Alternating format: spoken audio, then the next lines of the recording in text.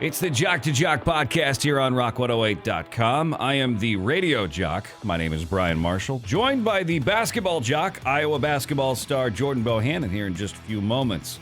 Last episode, number 3, I asked Jordan Bohannon, when did you start playing basketball? It had to be. I mean, they must have put a basketball in my crib once I was born. Like, it was almost like destined to be how. What was so great about my parents, they never forced, especially my dad, they never forced us to play football. You know, my brothers played football. I only played 1 year.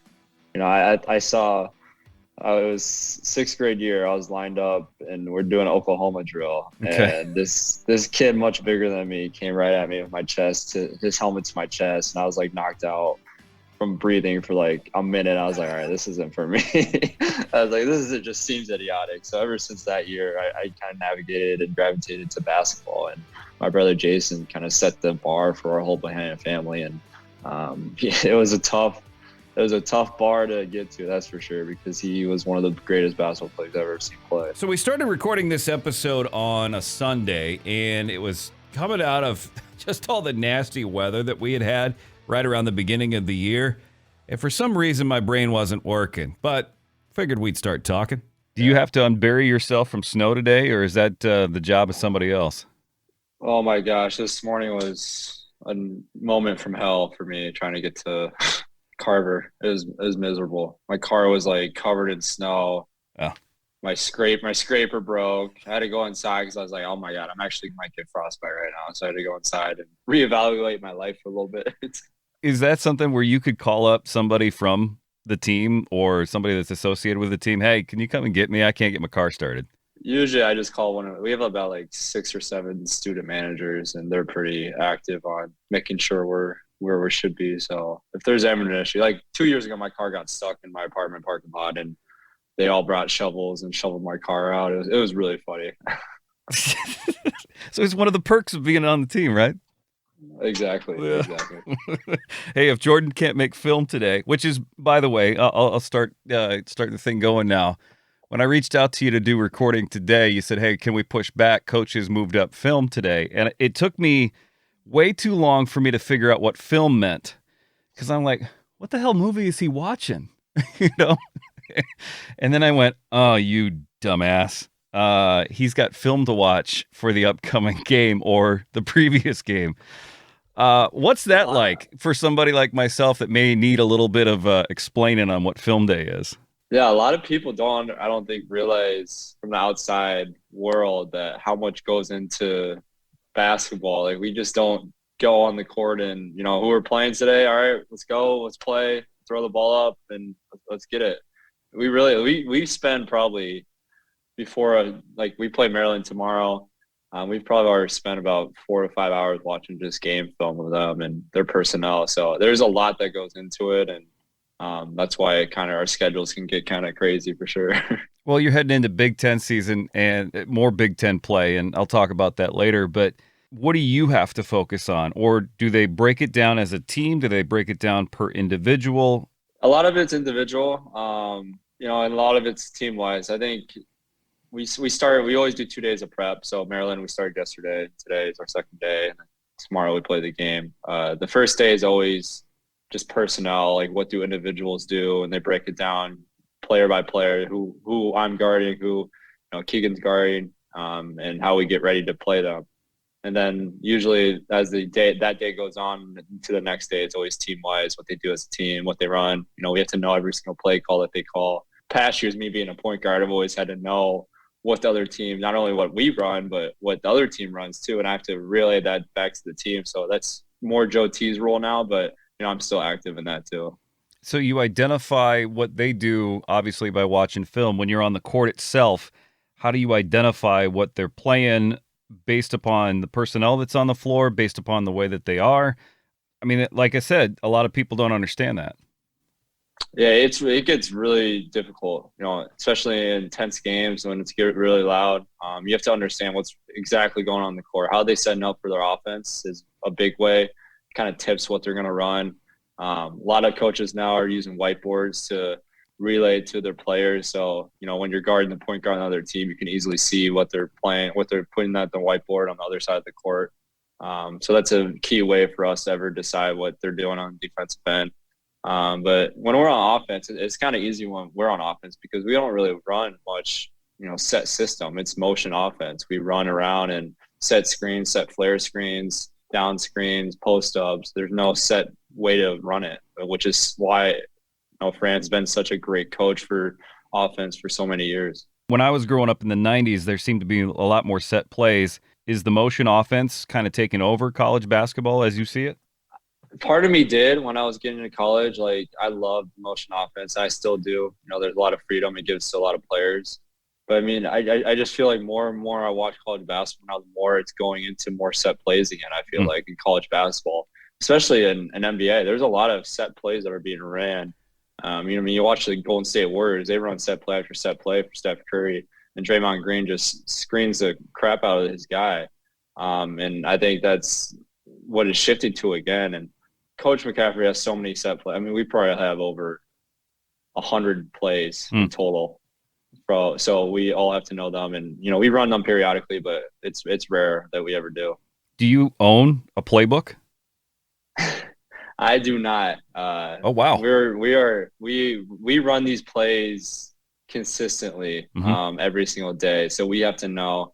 I had to know the last 4 to 5 years what every player did because I was a point guard, and you have to tell everyone where they're going to go. Now, like I said, that's Joe T's leadership role now. That's the hardest part, being a point guard. And not only you have to know where you're at the court, you have to know, okay, when the 5-man on our team, like Philip, comes up and asks me a question, you have to know exactly where you need to go because sometimes these bigger guys aren't as smart as the little guys. You better be careful. Could be tossed in a locker for that one. But no, they need you. Western Illinois, how did it feel? Oh, great. We had a nice long break. It was a great team. I don't think a lot of people realize how good that team was. Very fundamentally sound, a lot of great shooters, and really well coached. And I think it said a lot about how much we've been locked in this year to be able to get a win like that after a long break we had. 13, I think you had that game. And Keegan, he kind of went up. He's been consistent, one of the most consistent players in NCAA basketball, and I think he's starting to prove it day in, day out. And now it gets really fun here because Big Ten play starts tomorrow, and everyone's going to start seeing, continue to still dominate, but everyone's going to start needing to step up even more. Is there a point, and I'm going to go back to film day here for just a second, is there a point on film day where there's those poster shots, those great plays that maybe you've recapped of your own game, that you guys, rewinded a couple of times just to watch you dunk on somebody or hit a possible three that was just like, yeah, lights out, good night? Rarely we do that. Okay. I personally like doing that because whenever I'm going through a little slump, I like to look back at my highlights and see, what I've done and continue to build my confidence up because at this level, confidence is one of the most main things that you need to continue to excel at this level. So, I mean, in any profession too, it's not just basketball alone, but I think looking back at your successes is always a telling of how you're going to do in the future as well. Does film get boring? Yes, 100%. 100%. Sometimes in the movies we see, especially for football, you see kind of the assigned seating. Same deal for you guys? There isn't, but there is. Like when I was a freshman, we all were told where we need to sit. Yeah. Because everyone else had their own spots, and I have not moved in my seat since my freshman year, since I stepped on campus. Is it there's a superstition about changing the seat? Kinda, I guess. Okay. I mean, it just the seat's kind of a little. It's sentimental, to be honest with you, Brian. Like it has a lot of meaning. Like this spot was yours. It's been through a lot. It's loyal to you. There's a lot of value in your own seat. I get it. I had these headphones that were given to me at Radio College, 1998, I think, and I used those up until they just absolutely crapped out, and there was nothing that could be done to resurrect them. The set of headphones that I use today are carbon copies, but they aren't the same. It's the same exact model and everything, but it isn't the old pair of headphones. It's not the same feeling when you get something new. It really isn't. No, it isn't. Hey, speaking of getting things new, what's a fella like you get for Christmas? I really didn't ask for much. I just love being around my family. As cliche and vague as that sounds, I love my family. I love family time. I love being around my family and being back home. I saw my little nephew Booker, and Yeah. got to hang out with everyone. So it was a blast to go back home and see everyone. Did you, when you were growing up, did you ask for basketball shoes when you were growing up, or any particular presents that you remember that were like key in your lifetime? Basketball shoes were always top priority. I was big. I'm still big into video games. I was big into video games back then too. I was always asking for a new game or NCAA football or Call of Duty, Halo. I loved everything. I loved anything about video games. I was pretty excited to see my 5-year-old got his first indoor basketball hoop. Coach Bohannon, do you have any tips for the dad here to try and figure out how to get my kid to enjoy anything I should be doing to make him lights out? Start close to the basket. That's all. Start close to the bat. And if I was you, I'd have him dribble the ball around every single second. Like I would always dribble the ball around the kitchen when I was little, and that may pay dividends in the future. He's already tall for a 5-year-old, so he might be one of those dumb big guys that you were talking about here earlier. One other thing you mentioned last episode, and I really wanted to dive into this because I'm interested in it, and I know you are passionate about it, the NCPA.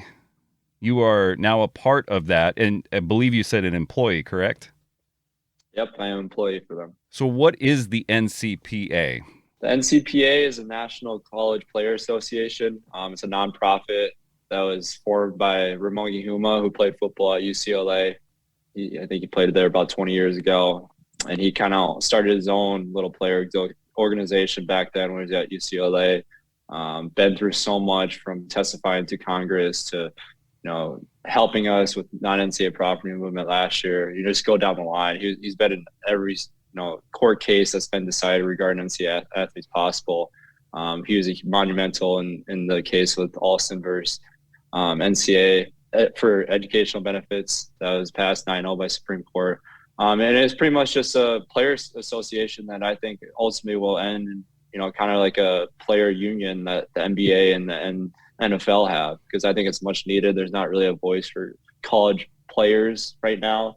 And this is kind of an outlet for Ramogi that's kind of gather all these athletes across the country. I think there's about 12 to 13 of us that are not full-time, but part-time right now. And it's been a blast to, talk to so many college athletes and continue to help them in the future. It's not just basketball, is it? Nope, it's through the board. I think there's another basketball player from Nebraska on the board.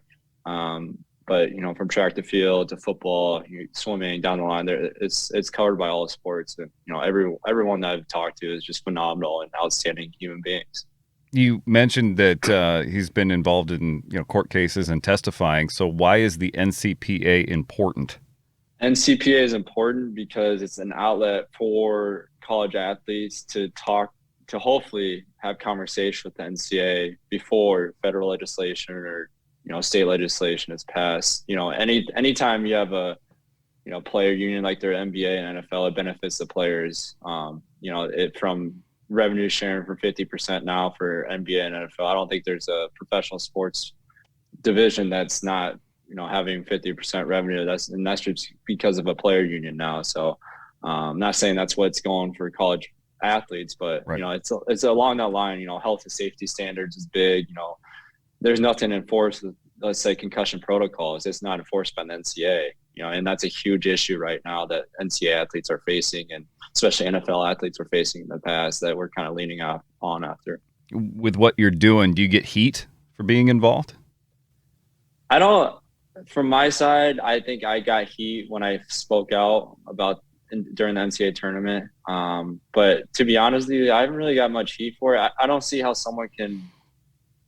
It's hard for me to ever assume, because obviously everyone is different, but it's hard for me to ever see someone that would disagree for what I'm fighting for. I'm fighting for, fairness and just for athletes, because they do so much for the universities, and they do get the bare minimum. We are grateful for a lot of opportunities. I've been grateful to play at the University of Iowa and have my tuition paid for, but we do get the bare minimum, and we're trying our best to continue to get what's right. if somebody's not aware, what did you speak out to the NCAA about? I spoke out primarily. It was about name, image, likeness. My idea was that the fact that college athletes are only basically quote unquote employee of an entire business industry in the whole United States that they don't get their name, image, or likeness. They sign it away and they don't get profit off of it once they get into college. So our Hang on, idea if you is if you don't mind, just a quick timeout. When you say sign it away, what does that mean? when you get into college right before you have to sign your national letter of intent. Yeah. And basically the NCAA is a monopoly. There's no other institution like it. So Right. they're able to price fix. They're able to decide what exactly they want in their own organization. And there's no other pathway for athletes to go. Yes, they have a great platform for athletes, but Right. it can be a lot better. And they've been monopolizing, and they're basically a cartel, and they can control everything in the facet of college sports. And name, image, likeness is one thing you sign away when you sign your national letter of intent to come to play for a college. And essentially, I think our protests that we had on social media that week ultimately decided we met with the president of the NCAA and met with Congress, senators across the nation, and we ultimately got a blanket waiver passed, and it was greatly monumental. Before you guys did that, though, if there was somebody like yourself who was like, hey, wait a minute, I need something. Look, I'm living on ramen noodles over here, and yet you want me to go and put up double digits against Maryland this next game. Would you just be told be quiet, or? I think in the past that's the most that athletes have been, they've been scared to speak out. Yeah. They've been pressured by coaches across the country. Ramogi Huma, who started this organization that's been hugely beneficial, he faced the same backlash. Players that he gathered were scared. They met, and then one thing led to another. He never talked to them ever again because their coaches threatened him to, they weren't going to play, threatened them against playing time. It continues to happen. And I think now players are starting to realize that they do have a lot of power, that NBA players and NFL players are getting what they deserve. And, college athletes are right there down the line because, this business and NCAA is growing at an exponential level, and, athletes are continuing to stay stagnant. What about your older brothers? When you started to speak out, any advice from them, or did they just kind of leave you be? They normally let me be. Zach was actually a part of this organization when he was going through being a captain at Wisconsin, and he's been great for myself to continue to be knowledgeable. He's one of the smartest human beings I know on the planet, and I think he's got like 7 degrees from the University of Wisconsin, and yeah, he's a great person that I've been able to follow for sure. Do you find that this is just the tip of the iceberg for the NCPA, or what are the plans here for the near future? Yeah, we have a lot of things in mind. A lot of it I can't talk about, but Understood. I'm excited for. I think it's just a great pathway for college athletes. As that's going to sound vague and not a lot of detail, but I just think something little like this has grown into the NCPA now, and a lot of athletes are being able to have their voices heard, and I think it's continued to grow, and it can only benefit the sport. I don't see it ever hurting the sport. The love of the game is always going to be there for sure. Does it matter what division you play, FCS, FBS, any of that kind of stuff? Does that matter, or is it as long as you're involved in a NCAA associated school? I guess that would be the way I would word it. Is that somebody that can join the NCPA if they're so inclined? For sure, yeah. Anyone that's in the NCAA division, we continue to speak on their behalf and are continue to talk. I've talked to hundreds of athletes this year. It's been pretty cool, honestly, to hear so many of their stories, and it's been special. Similar stories to yours, or something that maybe sticks out to you? I was fortunate to grow up in a great household. My dad has done well for our family. He worked his butt off. He grew up from nothing and created a business of his own. So I was really fortunate, and not a lot of athletes have it, as good as I've had growing up. And I'm very blessed and fortunate to have that upbringing. So from that aspect, it's hard to relate to some of these athletes I talk to because they grow up in, single households, and they're sending their stipend check that they get back home to help their mother out. It's instances like that that's hard to relate to, but it's also easy to relate to because I'm a college athlete. I understand, the time and, effort it goes into things. So I think that's been able to help me to have dialogue with these athletes and understanding their story and continuing to grow our relationship with them and ultimately our trust, because you have to have trust with anyone that you talk to, have them open up like that. And I think that's greatly important for the NCPA to have. Thank you so much, Jordan. Episode number 5 of the Jock to Jock podcast coming up next week. We talk about Jordan seeing Steph Curry play and what Steph Curry means to him, and an absolute basketball legend that he had met face to face. Did he get an autograph? Next episode of Jock to Jock, a Rock 108 podcast, available next week at rock108.com. Thanks so much for listening. We'll catch you next time.